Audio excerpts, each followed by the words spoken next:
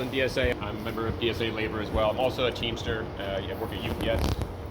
The U.S. has spent $14 trillion on a war on terror. And that's $14 trillion that could have gone to healthcare, could have gone to infrastructure, could have gone to education, could have gone to peace, and it didn't. And I don't think anyone feels any safer in this world. So I think this is a really important time for all of us to stand up and stand with each other. Labor has a responsibility also. There's a number of labor unions around the world who have expressed solidarity, and that's what labor is about. It's about solidarity with other human beings and with each other. But around the world, they've said, we're not going to load ships full of arms. Right. We're not going to manufacture.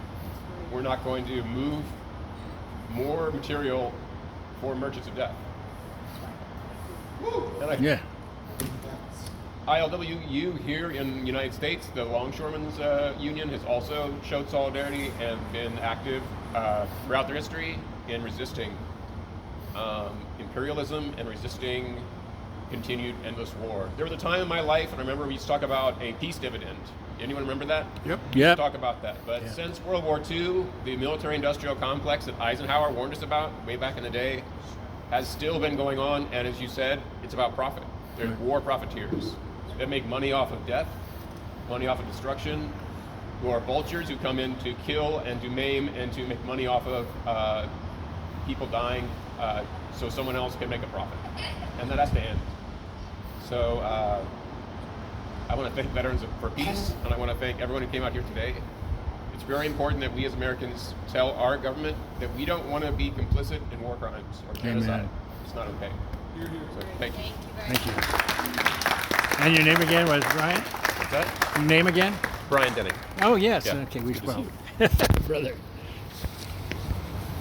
Well, folks, that's really the end of it. The war has not ended. We need to make that, we need to do that finally.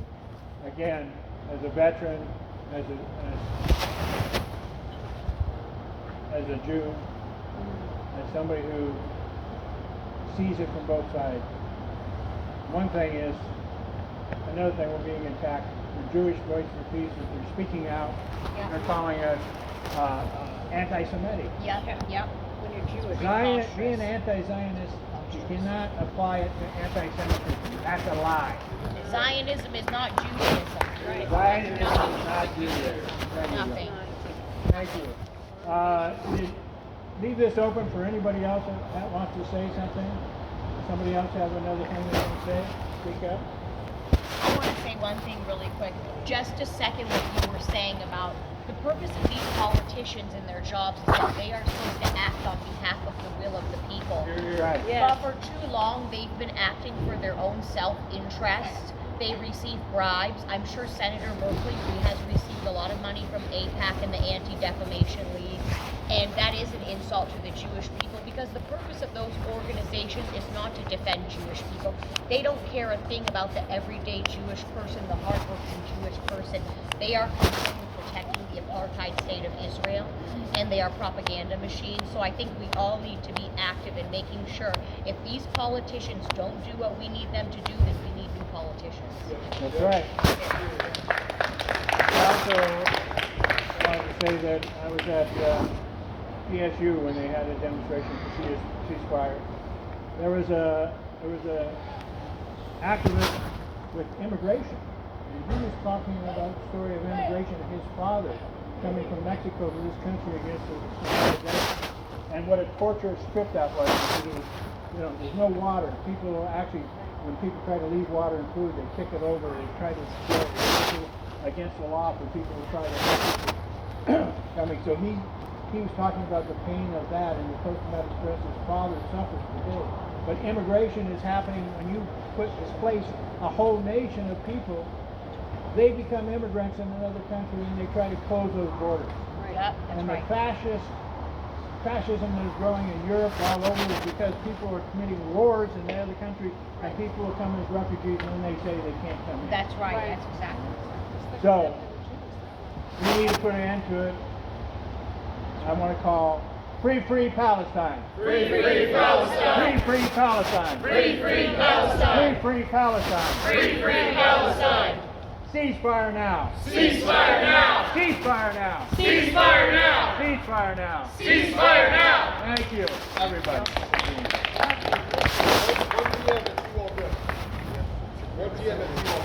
Yeah, one hand, Seawall Press. All right, see you all now. Good.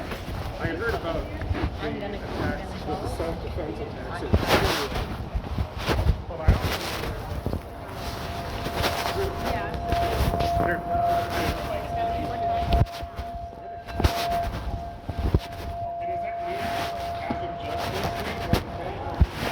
Thanks, Brian. Thank you for your support.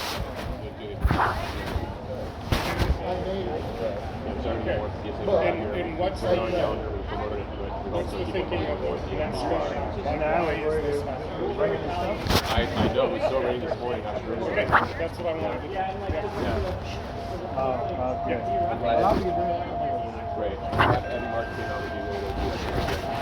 And the movie is on God. Thanks for the email. Sorry. Oh, yeah. I'm glad you got here. You have the little. Also, Hezbollah. you have the thing poster? Yeah. Oh, okay, good. I just wanted to make sure it hadn't disappeared somewhere on you. Those No. are kind of hard to come by. You joining, brother?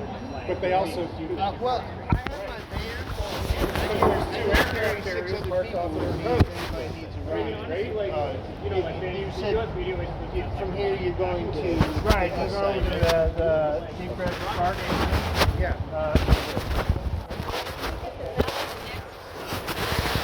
Yeah, I'm taking it with me. Did you ever get my email about doing peace poetry through the school system? I did. You might have to. You didn't get that. Well, the notion is that you ask every grade to write a peace poem. Each